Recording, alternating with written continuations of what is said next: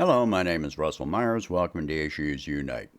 So, on Ukraine, there's been a lot of talk about Ukraine having successes on the battlefield and attacks on Crimea. Well, first of all, about Crimea, let's talk about the missile strikes on Crimea. Those those are useless. Those serve no purpose. The Ukrainians don't have a navy, so attacking ships doesn't do any good on that side. All this is just destruction that serves no purpose.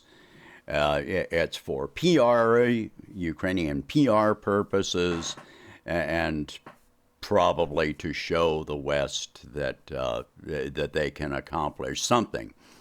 But as far as the land, the front lines are concerned, this doesn't do anything.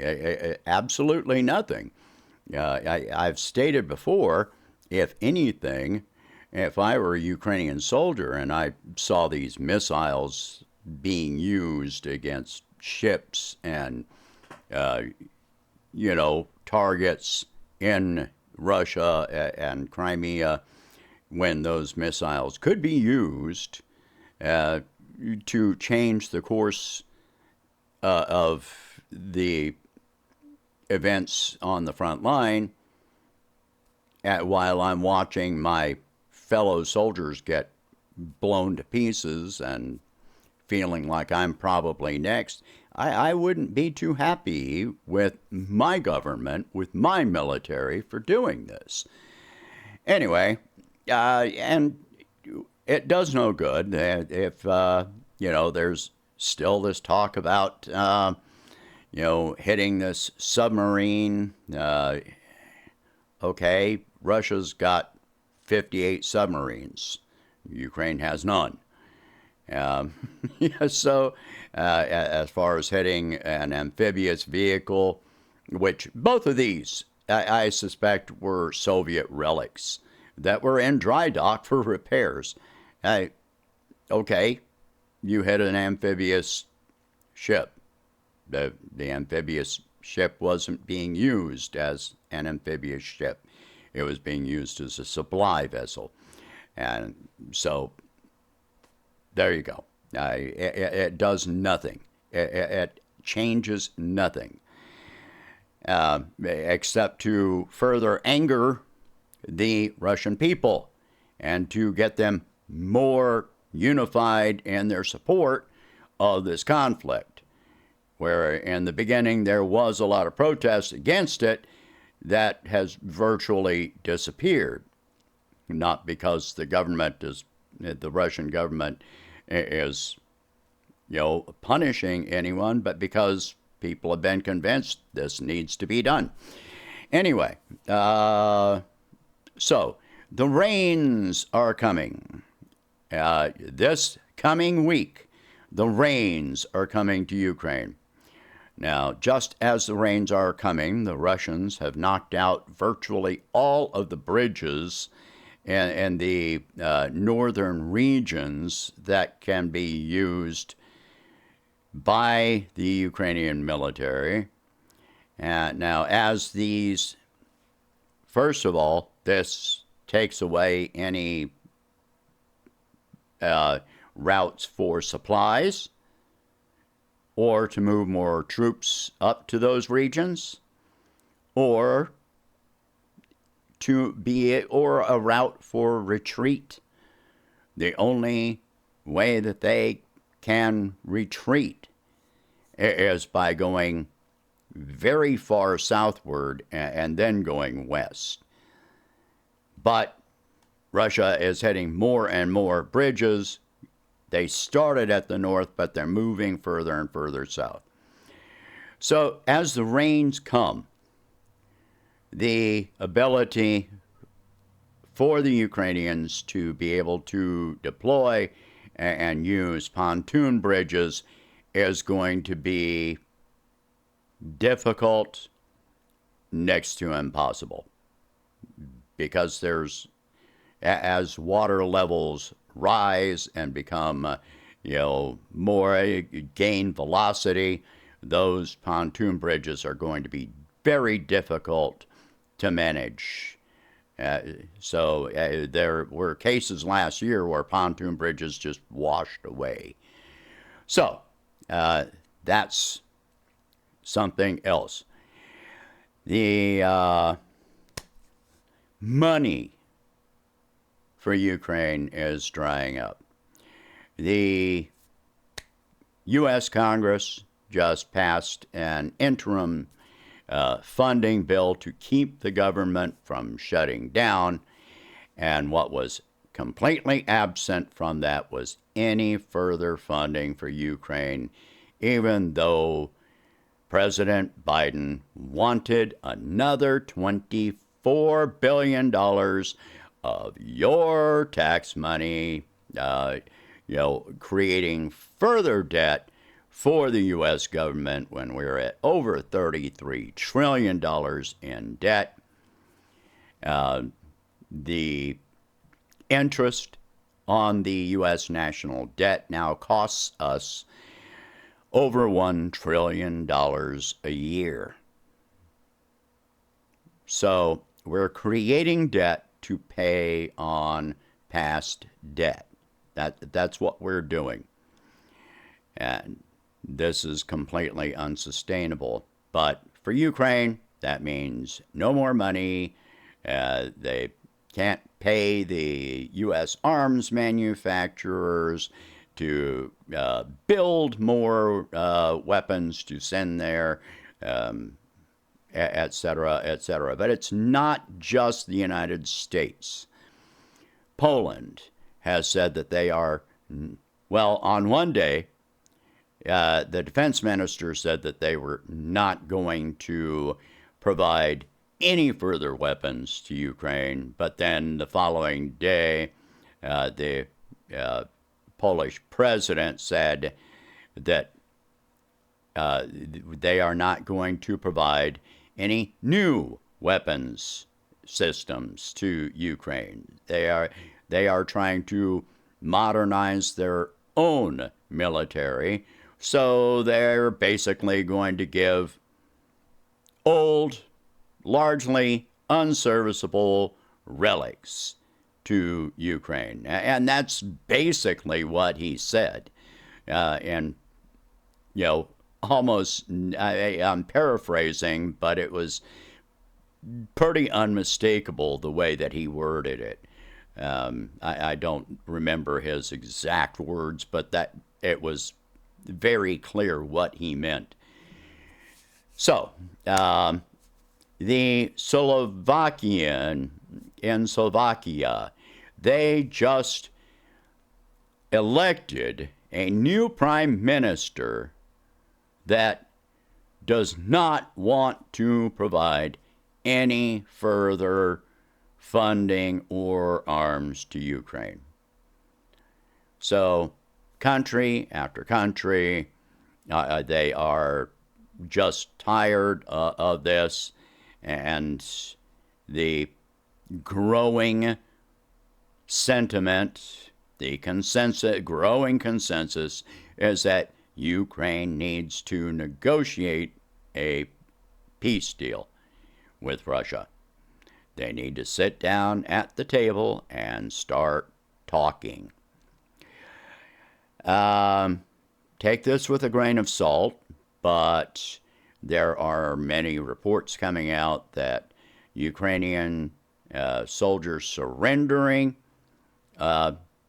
is rising, and that since the start of the Ukrainian offensive in June, over 10,000 soldiers have surrendered. And this is understandable. They're dumping their infantry out on the front lines with little or no artillery support. They're running out of drones. Ukraine has been using HIMARS and trying to use HIMARS in place of artillery, but that doesn't work. You don't have enough of those weapons. They're not produced in enough numbers. And so this is only a limited time thing, and even the use of HIMARS is declining in this past week. Now, there's talk about Ukrainians building up forces along the south. Okay, so around Robotna, that front has come to a standstill. Yes, some of their infantry and a couple of armored personnel carriers, which wound up getting destroyed, have crossed the second line of defense. The first line is the trenches, the anti-tank ditches, and the dragon's teeth. The second line are the trenches. So some of them, a few, have made it across that second line, but they've gotten no further. There have been interviews with one Ukrainian commander I know said that he took 2 days. It took him 2 days to get to the Russian front lines to be able to surrender. You think about that. That's a Ukrainian commander that said this. So, entire units are surrendering together. That's the only way they can, because if one soldier in a unit tries to surrender by himself, he will be killed by his own people. And there's been a lot of talk that Russia is probably going to go on the offensive. Now, they have been advancing in the north, and on balance, Russia has taken more territory since June than the Ukrainians have. I saw one quote and a chart where the Ukrainians had taken, I think it was 145 square miles, and the Russians had taken 330 square miles. Now, I also suspect that this was not accurate. This was probably kilometers, square kilometers. So that's not much movement at all. Along a 1,000 kilometer front line, that's not much change, actually. But Russia has been intensifying their attacks on ammo depots, fuel depots. They hit and fuel processing plant, refinery. They've been hitting trains, bridges, all the infrastructure and supply sources that the Ukrainians have got. And a lot of people feel that this is in preparation for a Russian offensive in the fall and the winter, and I don't see it that way. Now, you can hold me to this. They may make some advances, but the areas that the Ukrainians have been holding up until now have been level settlements and open fields. There's no advantage to this. These are indefensible positions.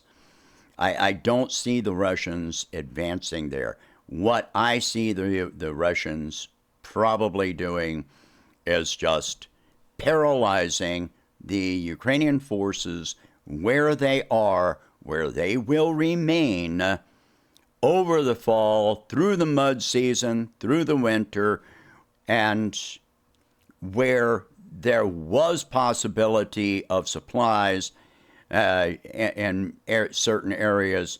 That is being destroyed. The places that are all leveled, those will become all mud, where supply routes will not be able to bring supplies to the soldiers on the front lines. What this means is that the front line soldiers are going to be stuck. And the Russians have done this historically. They have used weather as a weapon. They've done this for centuries. This is not a surprise. You look at, Russia against Napoleon and against the Nazis in World War II. They've done this over and over. This is a very valuable thing. All right, so the front line soldiers, Ukrainian soldiers, while the Russians are going to be in fortifications and cities that still have standing structures, the Ukrainian soldiers are going to be, again, in leveled settlements and open fields. They will have no viable supply lines, because you try to bring a vehicle in there, first of all, it's going to be targeted. Even if it's not targeted, it will get stuck in the mud. So they will be stuck there with no shelter, no food, no clean water, and that is critical. No fuel, no heat source, no clean clothes and this is going to last for at least 6 months. No medicine, no medical supplies for injuries, no means of evacuation for their injured soldiers. Think about that. Just dehydration, starvation, no ammo, no hope of evacuation if you're sick or injured. So this is what I expect that Russia is striving for right now, to keep the Ukrainian forces where they are. Ukraine can draft people. They can send more to the front lines to be stranded there. I expect that over the fall and the winter, that the number of Ukrainians surrendering entire units to skyrocket. The Russians don't need to advance. They can stay right where they are and just wait for this to happen. So the Ukrainians, if the Ukrainians try to retreat, they get attacked by their own anti-retreat squads. So advance and die, retreat and die.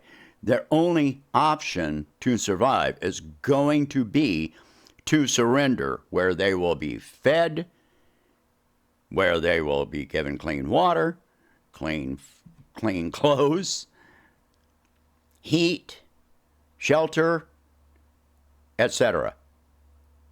And their injuries, their illnesses will be treated. And this was something that this Ukrainian commander said, was that they had no food already. This is what a Ukrainian commander said. He was starving when he got to the Russians to surrender. During the interview, They had given him food. He was just shoveling food in his mouth. He couldn't, while he was talking, because he was so hungry.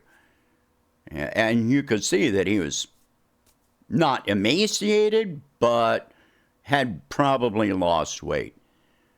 So this is the reality that is going on right now. Ukraine can keep on.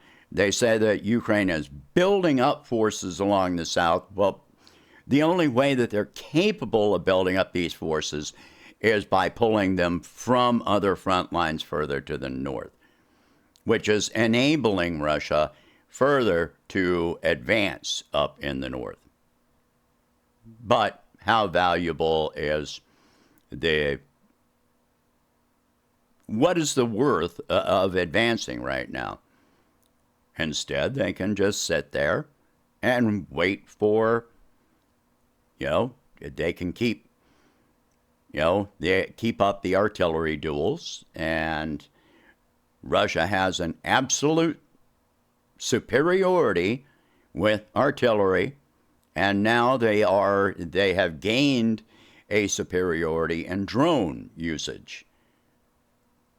So there's nothing more that the Ukrainian, their resources are gone, with country after country saying no more. Then this is coming to an end. It is time to negotiate right now. I've said it many times. It has been long past time for them to negotiate. So, Russia has said that they will keep this going until 2025, and that is their cutoff. So, they're absolutely going to take steps from this point. But I don't really expect it to last that long unless they just sit out the winter and then go on the offensive in the spring. That's a possibility, if it is not ended by then. If Ukraine has any force left, any kind of military left by spring, then they will go on the offensive. But through natural attrition, with Ukraine drafting people with chronic health issues, I do not expect this to continue through the winter. All right, share this video. Talk about these subjects. If you can afford it, please donate whatever you can to help expand this channel and my presidential campaign, and I will catch you in the next one. Thank you for watching. Hope you have a good day.